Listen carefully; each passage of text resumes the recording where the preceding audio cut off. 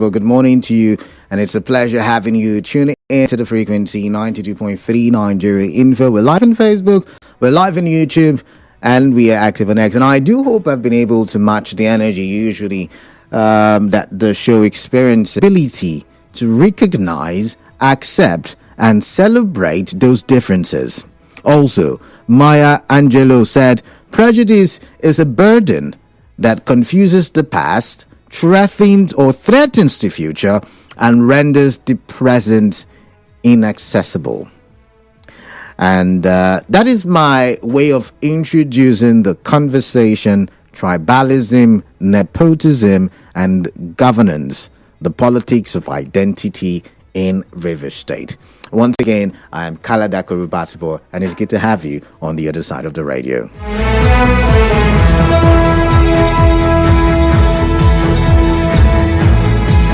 So, in secondary school, in a government class, we were told taught the layman's definition of democracy being the government of the people, for the people, and of the people. And we believe we practice democracy in Nigeria, most especially in Rivers State.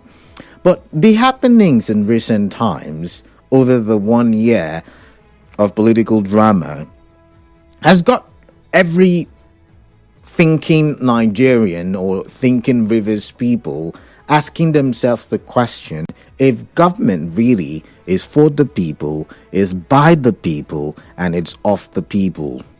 Recently, this political drama took an ethnic turn. What do I mean? It no longer was about the people in general, but it was now about a certain people. Take a listen to this, for instance.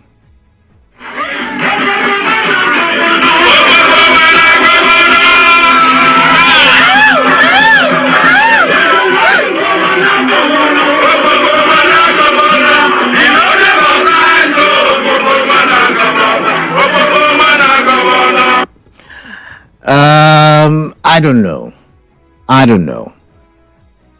I do understand that during electioneering seasons, we talk zoning to this set of people they've never ruled before. And usually the conversation is thick in a place like Rivers State, given that we have about 26 ethnic nationalities or ethnic identities in Rivers State. So it's multi, and it comes with its complexity. However, I'm of the opinion, and that's why we're having this conversation. It has nothing to do with politics, and let's remove the politics from it. Let's remove the cloak of politics and politics. But listen to them say, which is for the people, of the people, by the people, right? And think, when poverty strikes, I mean, we just talked the last hour of the girl, the NYSC girl, who's complaining about inflation. It affects everybody, irrespective of your tribe, your religiosity. It affects you as a human being living in the geographical space called Nigeria, and in this case, in this conversational case, Rivers State. So it doesn't really matter what tribe you belong to. The fact that the issues bedeviling the state, the ills bedeviling the state, affect you. If there is insecurity, it affects both the rich and the poor, the Ikwere, the Ekpeye, the Ijo, the Ogoni persons. If there is poverty, if there is famine, it affects everybody. If there is the escalation of rental fees, house rents, it also affects everybody, irrespective of your tribe, religion, even political leanings. So I do not understand why we always fall for this conversation when ethnic tools or tribalism or nepotism is used by the political elites to achieve the agenda. When at the National Assembly they were sharing cars, it wasn't divided by the North versus the South. But then when a particular individual from the southern part of the country was faced with a political challenge, it became the North wanted to usurp the South because it was the turn of the South. And although we may have had this a plethora of times talking about zoning and all of the likes during electioneering seasons, I can't help but ask the question, is governance about, he's from my tribe, he's not from my tribe, he's my brother, he's not my brother? Because the political elites, when they share interests, do not remember whether they are from different tribes or different religions. When a prayer was sent to emails, it wasn't sent to emails of particular tribes or particular religious people. It was sent to everybody because there was a shared interest. When it comes to politics, the political elites or the political actors, the tribe they belong to is called interest. But then when their interest no longer aligns, they remember the people. They remember their people. And they use their people to attempt to achieve whatever political agenda that they have. Now remember, once again, this is not in any way to determine whether it was right or it was wrong, what was said or what was not said. But the point is, how long are we going to allow the tribal divide, nepotic divide, or nepotic characteristics? And all of these issues affect governance. Markets will be affected with some of the things happening in River State, right? Basically, governance will be affected in its entirety. So when will the people learn the tricks of the political elites? And that's what bothers me, and that's what I want to share with you, and hopefully you can tell me your thoughts. You can share your thoughts with me and what you think. My question is there really an ethnic divide? I mean, we've been hearing about blowing up, bombing pipelines and all of that stuff. Oh, this tribe does not like this tribe, that tribe does not like that tribe. We've been getting a lot of that over the weekend. We saw protests in Delta State. We saw protests in Bayelsa State. We saw protests even in Rivers State, in Abalama to be precise. And all of these is fast becoming or fast taking an ethnic shape. But guess what? When the interests of these political actors will eventually align, they will shake hands and they will forget that there was ever a time when it was one tribe against another. So, is there really an ethnic divide amongst politicians, or is it a difference in interest? And can Rivers people ever rise above tribalism, nepotism in politics and demand for good governance? Demand for good representation. Demand that, hey, there is poverty, tackle poverty. Don't tell us where we are from. We are all Rivers people. Are we ever going to get to that point?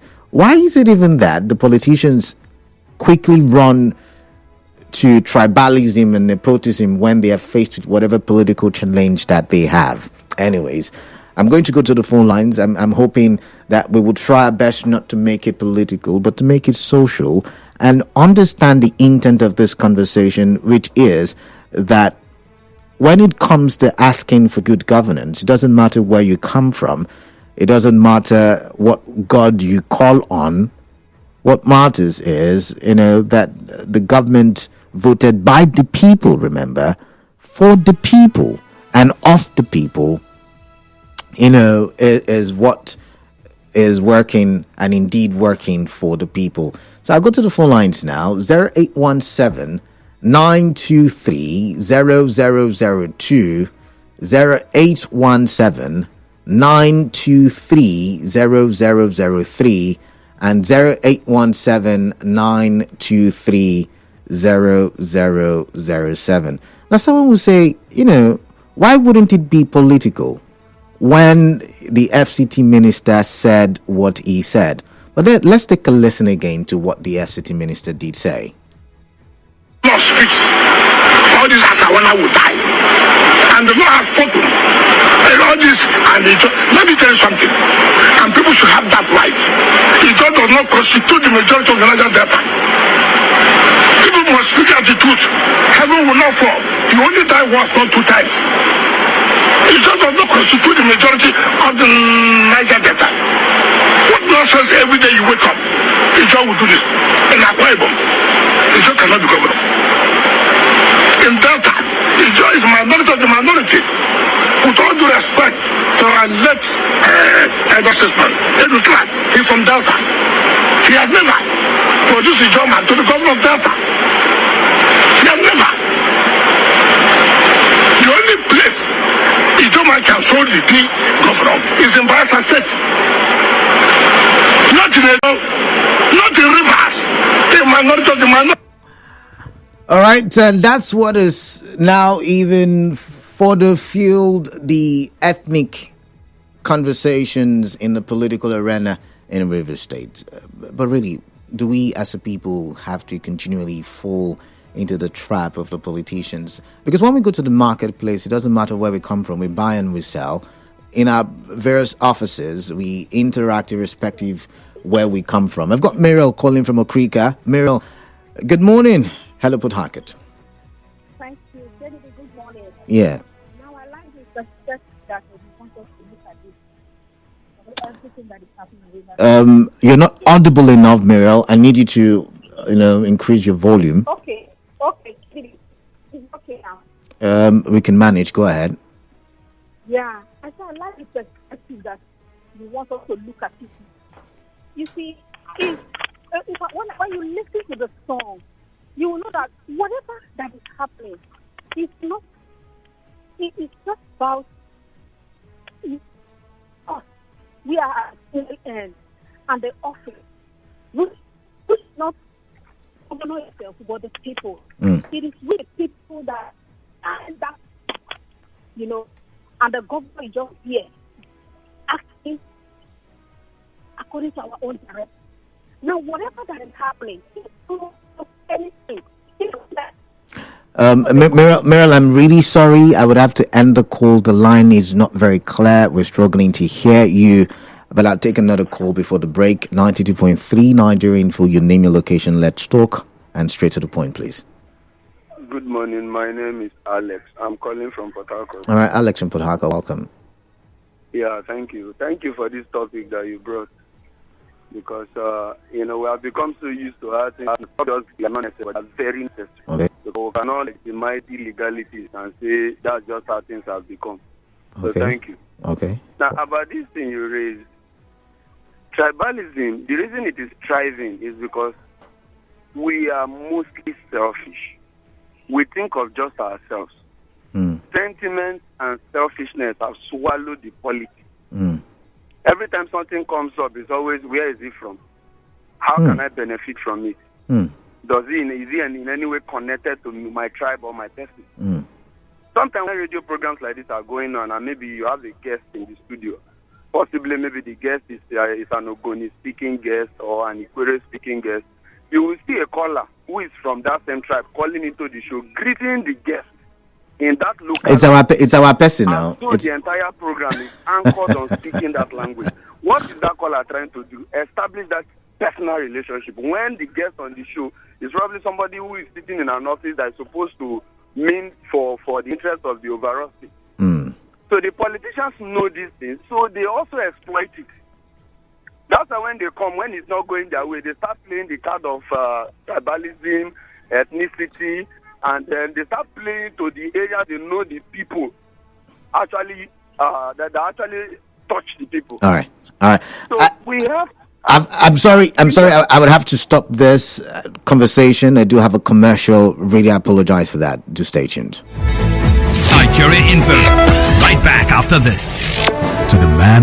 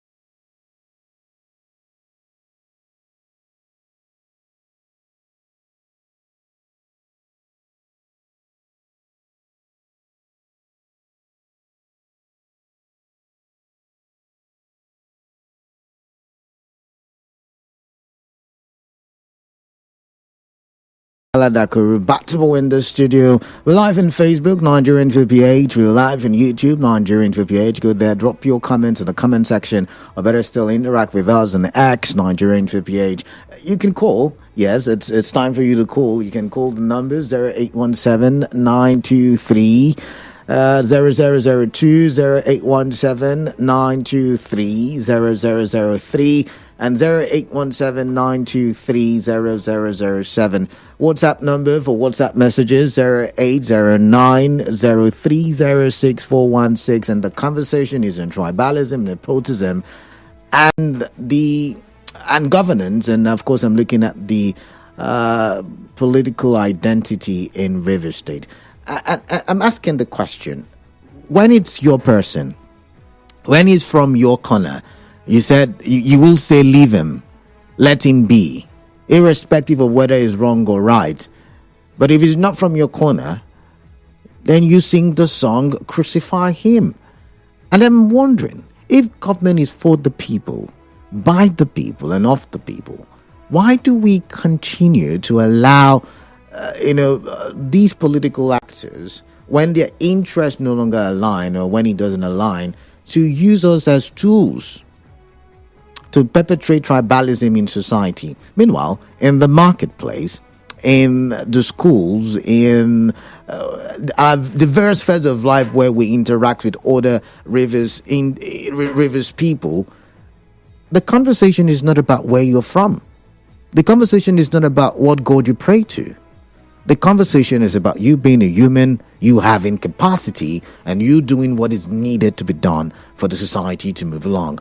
So I'm just wondering, and why is it that the politicians can easily tour that path of tribalism, nepotism in governance, using the people as a tool? I've got Azunda, and Azunda is calling from Port Harcourt. Azunda, welcome. What is on your mind? I'd like to hear from you. Good morning. Good morning, sir. Yeah, good morning. Welcome. I think for me, talking about tribalism, for me, nothing like that exists in River State. So what I see is just people because of their political affiliation. It's just a minute number of people that are playing this tribalism of a thing. You think so? Because if you watch, yes, sir. Why I say so is that if you watch what has been going on in River State now, between the people in government and those of them that are opposing, you find out that majority, up to 90%, like, let me just say, Chief Wike, his own group. You see how some people from other tribes, majority of them that are behind him. And also likewise to the other side, the side of the governor. Those few people that are playing tribalism are those people with just myopic mindset. So I don't think that tribalism really plays. So okay, now let me extend the conversation outside of River State. If you remember, I don't know if you've been following Bashir El-Rufai's tweets on social media. Up until recently, up until last week, I don't think he ever said any good thing about Peter Obi. Then last week, his father, Nasser El-Rufai, defected to the Social Democratic Party, and all of a sudden, Peter Obi became a good person. You've seen that some people not lying. It looks like there usually is this divide, and people are the tools they use to fight this political war. And for them to use the people, they use tribalism. I don't know if you see the picture now. No, like for me, in that case, what I would say is that it's just political gimmick. So just to, sometimes a politician want to use some words to play down on their opposition.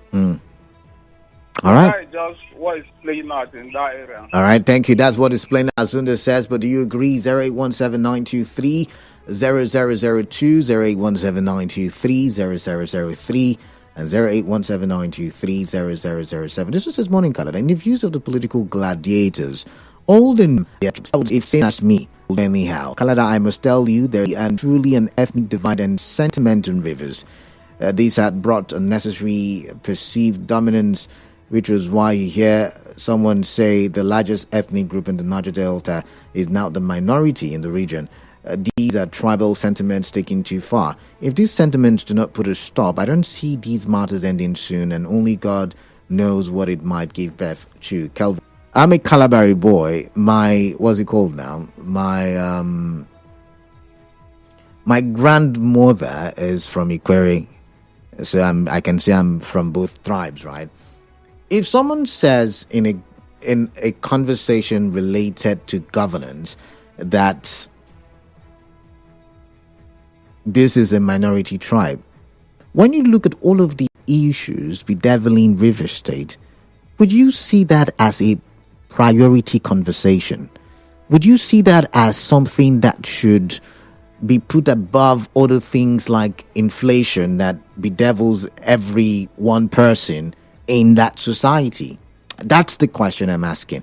I've got Bright from Udumaya. Bright, welcome. What's on your mind? I'd like to hear from you. Thank you. Good morning. Yeah, good morning to you, Bright. You know, one thing with politics is that the major interest is personal interest. Okay. Then they have other tools they use in getting people to achieve that personal interest. Are you with me? I'm listening. One is tribalism, two is religion. These things are the way. It's just like, for example, political crisis in River State have nothing to do with tribalism. True. The major people that want to bring the hands of the SOWK down, the FCT minister, are those people from what they are from. They are not the judge. Because they believe in working with the governor. Just like yesterday, last week at Thanksgiving, you saw the crowd for those that believe in Ian Wike. They are all from Africa, Calabari clan. You cannot say they are all, you cannot say they are all from. Let's not even, that's not my conversation. Let's stay with tribalism, nepotism. Okay. Yes, but we cannot do without tribalism. Even within the church, when we talk about one religion, whenever anybody wants to achieve anything, they also put in tribalism. So when it comes to politics, it's basically personal interest. Why tribalism, people are the tools they use using tribalism. Therefore, Ian Wike, his supporters are main major River people. Not anything has to do with tribe. All right. All right. Thank you. Thank you very much. I've got Muriel from Okrika. Muriel, welcome. I hope I can hear you better this time. Yeah. Can you hear me now? Yes, maybe something like that. Go ahead. Okay,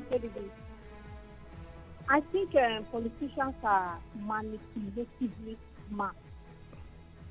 In other words, they are smart in a manipulative way. And what they try to do to us, the people, that what they want to achieve. First of all, they bring a tribal narrative, and we go into it. I'm studying.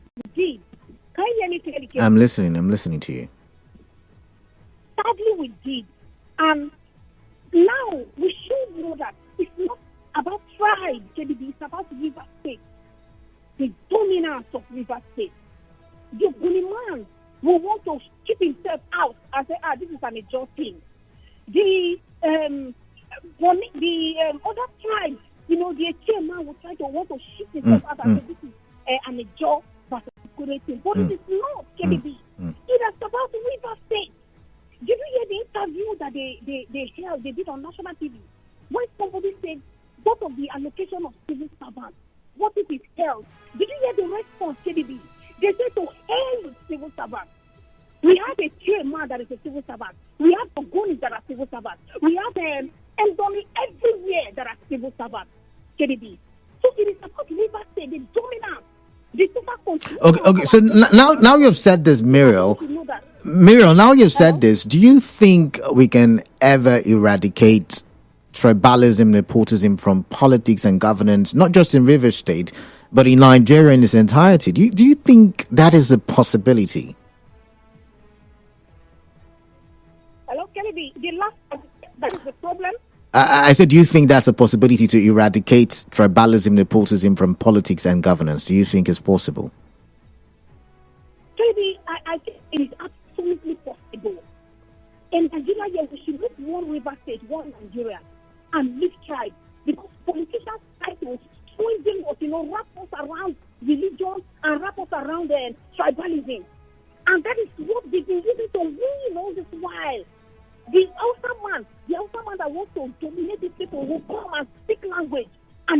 vote for him, not knowing that when they come, all of them will suffer. It is everybody that is suffering, both the Hausa, everybody that is suffering from the bad government. It is about government, it is about the people, not about tribe and religion. And that is the narrative that they are trying to pull in River State here. And that people must resist it. All right. Thank you very much. Now, I do, from a sociology perspective, I do understand that when you speak your language, or, language is like an identifier. If I speak Kalabari, for instance, people will identify me easily. Or if you speak Igbo, people will be able to identify you easily. I get that point. And it somehow brings a level of affection and some emotional closeness between the speaker and the listener, right? I do understand that as well. Imagine someone speaks to a foreign land, the excitement. However, when you go to buy a tuber of yam, guess what? You buy it from someone who is not of your tribe. You buy it from an Hausa person, and you're so friendly with the Hausa man when you're negotiating prices. When you go to the market to buy tomatoes, you don't ask the person, "Hey, madam, where are you from?" before you buy. Most of the times, you buy from people who are not even of your own religion. You can see from the way they are dressed that they are not of your religion, and yet you do business with them. Sometimes the biggest investors in your business are not of your tribe and not of your your religion or even your political leaning, but you're able to do business together. But when it comes to politics, when it comes to governance, which is for the people, by the way, I remember I've just said poverty, and like Muriel says, if salaries are withheld, it would not say, only Ikwere people will not get salary, only Ogoni people will not get salary. It will be a Rivers State thing. So why not we focus on Rivers State? For those of people who make it about, and by the way, from both sides, it's from both sides, it's not about one particular side. Why make it about tribe? Why make it about, religion? Is my brother, she's my sister. And for that reason, the person can do no wrong. But let's go back now to the phone lines. I've got Fred. Fred is calling from Abluma. Oh my, I missed that one. I've got Zion from GRA. Zion, welcome. Good morning. What's on your mind? We can't divorce tribalism, sectionalism, nepotism from this kind of democracy we are practicing here in Nigeria. A democracy that is characterized with poverty and illiteracy. What do you expect? They will change the context of the definition and give you that what is suitable for them. You will now hear cliche or maxim like it is zonino. After zoning, you are giving them the zone. The zone will now tell you, no, it's rotational. Are you seeing the problem? Poverty and illiteracy.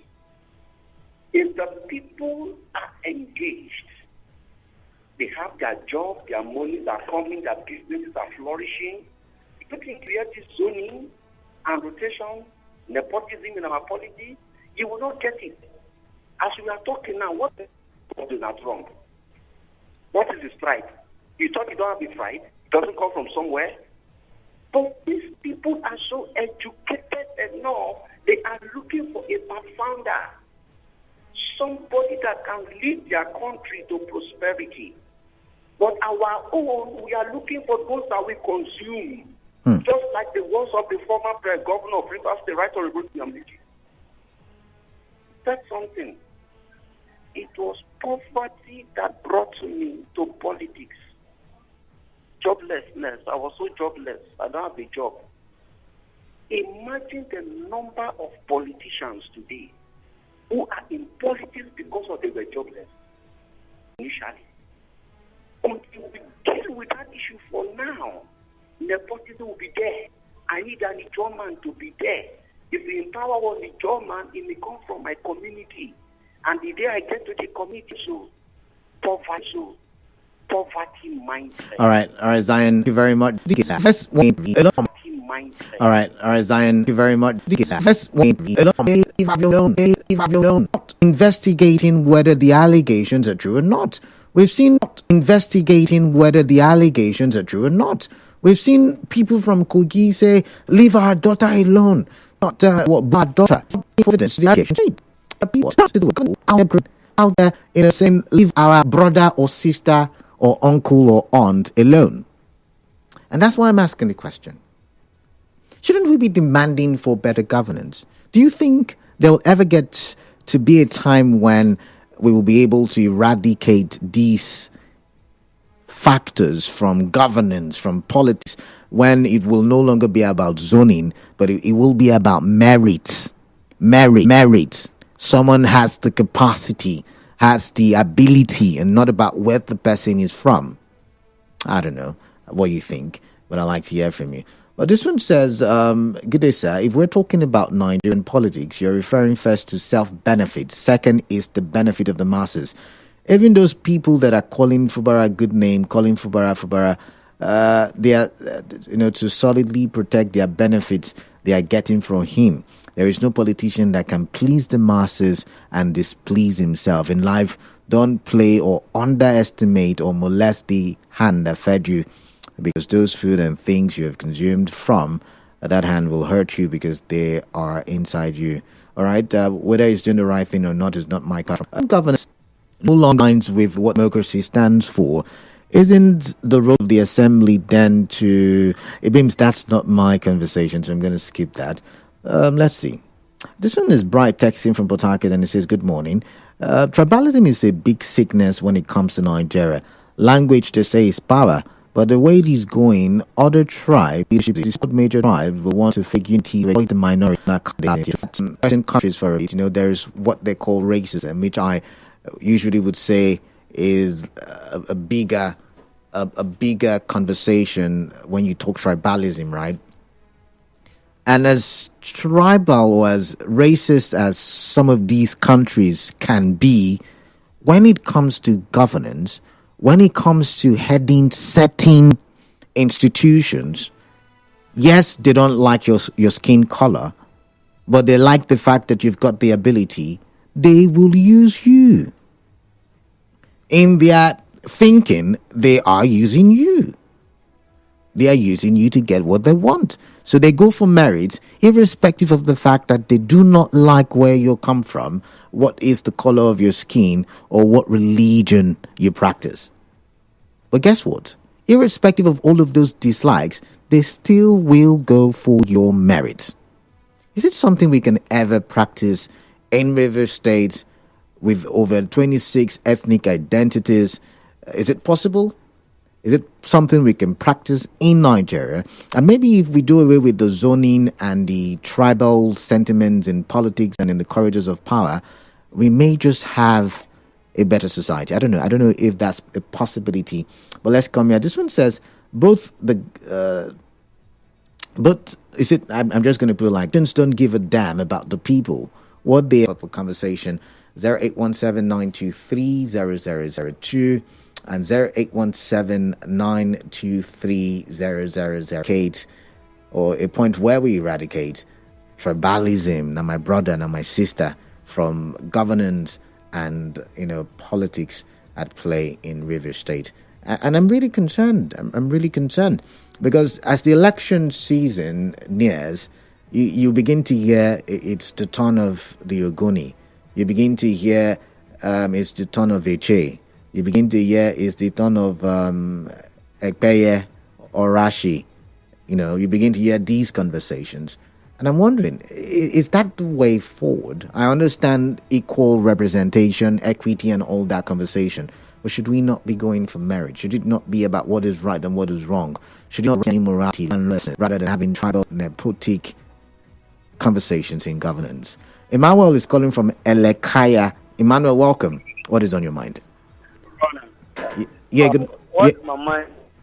The House of Assembly members and the governor of the state, they are not there to raise sugars or, see their self as They are not there to serve the people. All our governors is that we also will bring us down, will bring ourselves low to the size of the people, because they are representing us. They are not by themselves. So whatever they are doing, they should think of tomorrow, because it will count. The governor wants to serve the people, and they don't want him to serve the people. Why? They want to serve the people of Rivers State. They should allow him to serve the people of Rivers State. Okay, so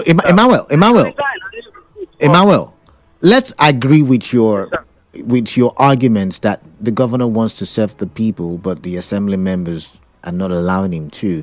What can the people then do if what you've said is correct? I'm not saying it is, but if what you're saying is correct, what can the people do, to help the government serve them instead of taking the ethnic dimension? What else can they do?